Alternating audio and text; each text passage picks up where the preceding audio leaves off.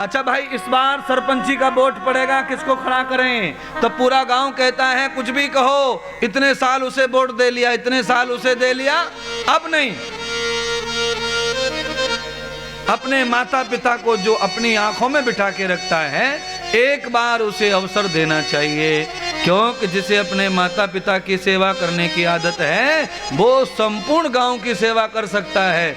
जो अपने माता पिता की सेवा में रुचि नहीं रखता, ऐसा सरपंच मुखिया किसी काम का नहीं है, वो किसी की सेवा करने वाला नहीं है। हमारा कैसा चाहिए नेता?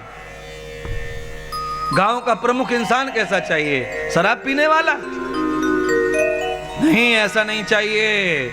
पर याद रखना 80% सरपंच शराबी हैं भारत में। 100 में से 80 पीते मारा है।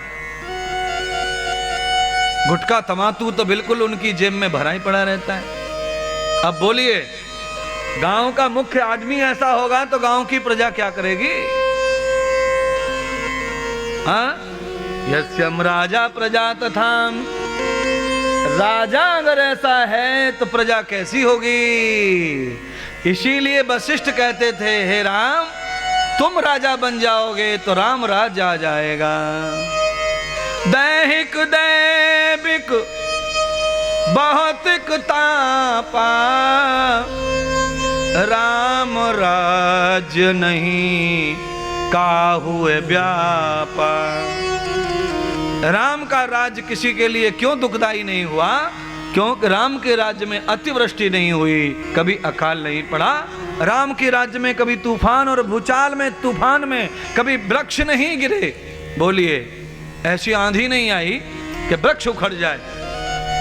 राम का राज्य ऐसा होता है। पर ये राज्य राम का क्यों अच्छा है? क्योंकि राम जो है पिता और माता के सेवक थे, इसीलिए राम का राज्य और कीर्ति इसलिए बढ़ती चली गई। महाराज, जो अपने माता पिता का दास बन जाता है उसकी कीर्ति कभी कलंकित होती नहीं है। महाराज, नारद जी कैसे हैं? बोलिए, नारद जी देवताओं में गिने जाते हैं। 33 कोटि देवताओं में नारद भी आते हैं। पर नारद को राक्षस भी पूजते थे। इंद्र को लड़ाई करते थे राक्षस, और नारद जी की पूजा करते थे। क्यों करते थे? क्योंकि जो व्यक्ति सेवा भावी है उसका कोई दुश्मन होता नहीं है। महाराज, कोई दुश्मन नहीं होता है। अच्छा बताओ, गांव में पहले मेहतर झाड़ू लगाता था, उसका कोई दुश्मन था? उसके लिए ब्राह्मण, क्षत्रिय, बनिया, शूद्र, गरीब, अमीर कोई होता था? नहीं। उसे तो सबके दरवाजे पे मारना और रोटी लेनी। इसीलिए गोस्वामी जी कहते हैं, सबसे कठिन है सेवक धर्मा। सेवा का धर्म इतना दुर्लभ है कि उसे बेटा बेटी भी कर सकते नहीं है। हाँ, पैसों से भी नहीं कर सकते। और अपना धर्म, अपना फर्ज समझ के तो दुर्लभ ही दुर्लभ है महाराज। आज नारद जी ने अपने पिता ब्रह्मा को देखा कि मेरे पिता सुसुप्त हैं, सुस्त हैं। बार बार पूछा, पिताश्री बहुत दिनों बाद आया हूं, क्या हुआ है? आप आज प्रसन्न क्यों नहीं बोल रहे थे? ऐसा लग रहा है कि आप किसी प्रगाढ़ चिंता में हैं। देवम दर्शनम रूपम दर्शनम पश्य नेत्रयः। मैंने कभी ब्रह्मा जी को दुखी नहीं देखा।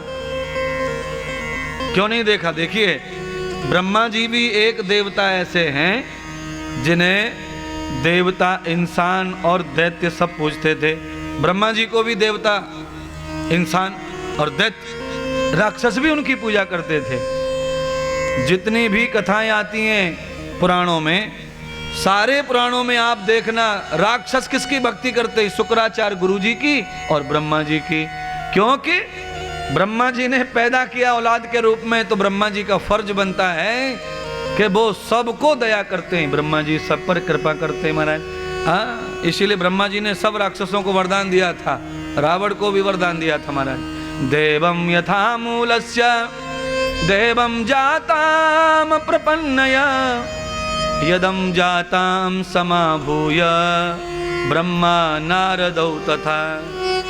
इसलिए नारद जी ने कहा, पिताजी आपने सारे जगत की सेवा की है, सारा जगत आपके साथ जुड़ा हुआ है। समायोगे समादर्शम। एक बार और दिखाओ भैया, जरा एक बार और दिखा दो। समम पुष्टम दया भूत्वाम देवम दर्शनम प्रियाम। आप सोच रहे होंगे क्या दिखाने के लिए महाराज बोल रहे हैं? कल हम लोग निकले ना वृंदावन से, तो कुछ ठेकेदारों को कुछ सेवाएं दे के निकले। अभी ये टीवी में वीडियो देखा तो मुझे लगा कि काम शुरू हो गया आश्रम का, जेसीबी, ट्रैक्टर, ट्रॉली या मिट्टी कुट्टी का काम दिख रहा है। तो इसीलिए बड़ी आज शुभ दिन है, कथा के साथ साथ आपके घर में अन्न खा करके जो है सुख का अनुभव कर रहे हैं, और आगे समृद्धि सेवाओं की प्रारंभ हो गई है। बहुत जल्दी जो है अब ये आश्रम आप सबके लिए तैयार हो रहा है। 5 मंजिल तो बना हुआ ही है, केवल ईंट पत्थर प्लास्टर लगाना बाकी है, और बहुत जल्दी जो है अभी सेवाएं शुरू हो गई हैं। तो अब बहुत देर नहीं लगेगी। मुझे लगता है कि गुरु पूर्णिमा तक रहने की सुविधा आप सबकी भगवान करेंगे गोविंद जी। इसी आशा के साथ में आप सबकी पुण्य कमाई से ही, ये सहयोग से ही ये कार्य संभव है।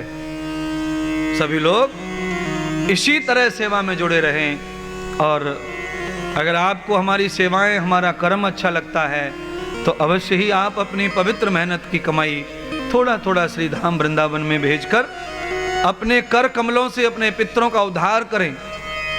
सुंदर सा कमरा बनवाकर वहाँ निवास करें, अपने पितरों का पाटी लगवाएं, पत्थर पर नाम गुदवाएं। जन्मों जन्मे भूतश्च यथा मूले समागतम।